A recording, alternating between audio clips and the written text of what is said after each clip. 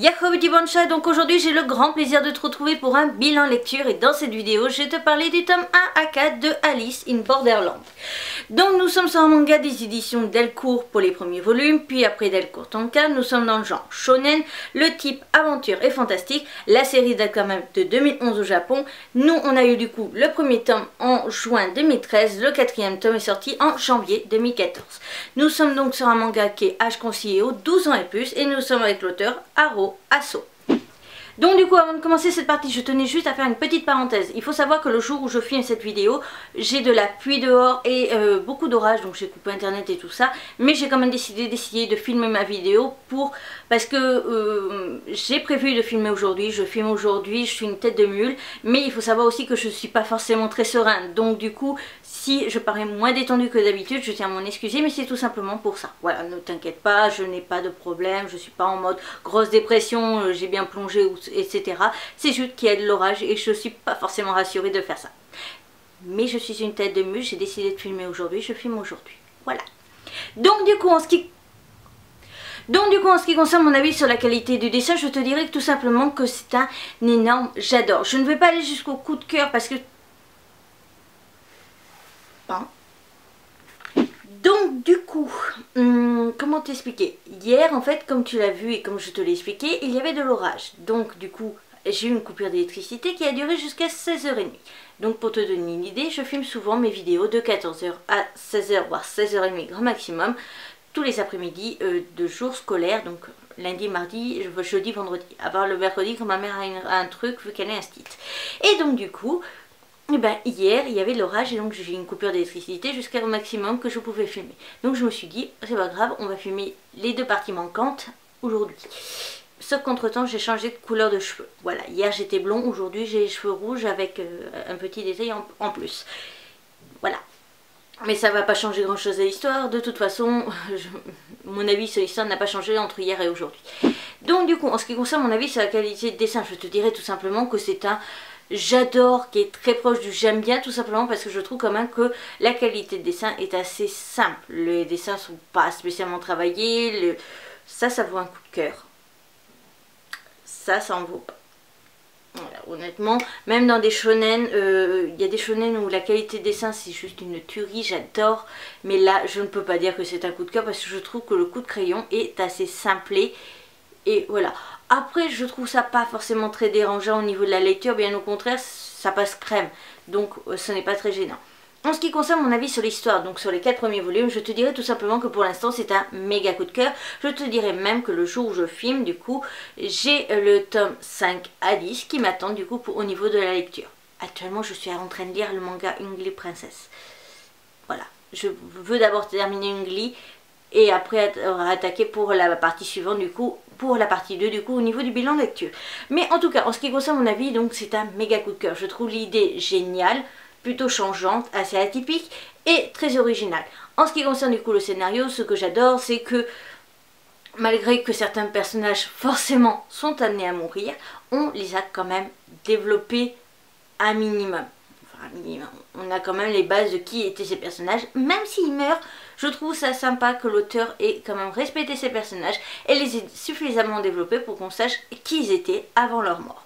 Donc ça j'ai vraiment apprécié ça. J'ai adoré du coup la façon dont c'est développé. J'ai adoré du coup le fait, je montrerai après le travail des couvertures et tout ça, les petits détails au niveau des couvertures, ils sont plutôt originaux. Et en ce qui concerne l'histoire, je trouve qu'elle est plutôt bien travaillée, plutôt bien aboutie et que l'idée est plutôt originale. Surtout qu'on a un objet clé qui sont des cartes, comme les cartes pour jouer la As de cœur et compagnie, qui est mis en jeu et qui change complètement la donne de l'histoire. Donc ça je trouve ça plutôt pas mal. On a des personnages assez intéressants, on a des personnages assez particuliers et qui donnent envie d'être développés. Et donc du coup c'est très intéressant et honnêtement j'ai été juste envoûtée par cette lecture.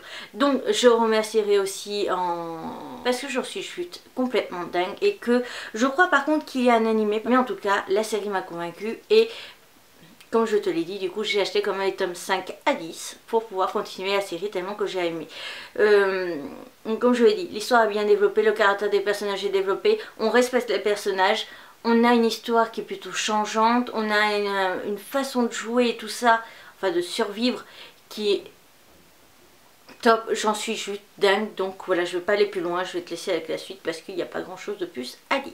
En ce qui concerne mon avis sur les couvertures, je te dirais tout simplement que ça a été un méga coup de cœur.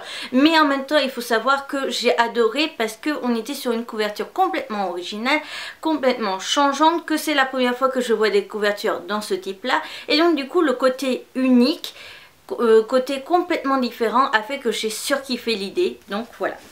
Donc ce que j'adore en fait, c'est l'illustration qui est assez particulière. On a un mélange au niveau des couleurs, un choix d'illustration assez particulière. Je ne parle pas du centre, mais vraiment des couleurs autour que j'ai complètement adoré. On se dirait limite qu'on est drogué en voyant ce genre de couleurs. Et c'est ça que j'ai aimé. Voilà. En ce qui concerne du coup l'avant, donc voilà. Qu'on ouvre, on n'a rien, on a juste, un message de l'auteur, un tout petit mot qui est pas très utile que je te le lise. En ce qui concerne l'arrière, c'est tout simplement en fait un lieu que l'on retrouve dans le manga. Par contre, ce que je trouve dommage, c'est qu'on n'a pas de résumé.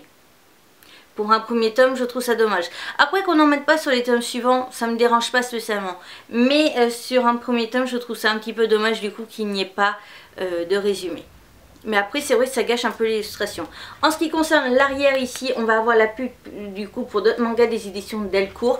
Donc par contre si je parais un petit peu stressée et tout ça, c'est tout simplement que j'ai décidé de filmer malgré qu'il y ait de l'orage à foison. Et que j'ai un petit peu peur du coup que ça pète un peu tout. Donc en ce qui concerne ici, ce que j'adore c'est qu'on voit donc des lanternes japonaises. Donc celles qui sont allumées là sur les guirlandes en haut. Et à l'arrière aussi, c'est tout en subtilité, mais on revoit les lanternes parce qu'elles sont présentes dans le volume. Et ça, j'ai vraiment adoré ce petit détail. Donc du coup, quand on ouvre le manga, on a droit à une sublime image de chapitre. Donc du coup, en ce qui concerne le volume 2 et donc du coup le personnage le plus important de l'histoire. En ce qui concerne les fonds, ici je vais te les montrer, mais pour les prochaines vidéos je te les montrerai pas parce que après ça fait un peu spoil quand même de ce qui se passe à l'intérieur. Ici toujours un tout petit mot de l'auteur, une image de chapitre très bien travaillée. Ici toujours la pub pour les autres mangas de la même maison d'édition. Et ce qui est bien, c'est qu'on a un résumé de ce qui s'est passé et donc du coup le sommaire. Ça pète vraiment. Donc du coup le volume 3 avec l'un des personnages clés de la série pour l'instant. Le fond. On continue du coup avec le tome 4. Et voilà le fond.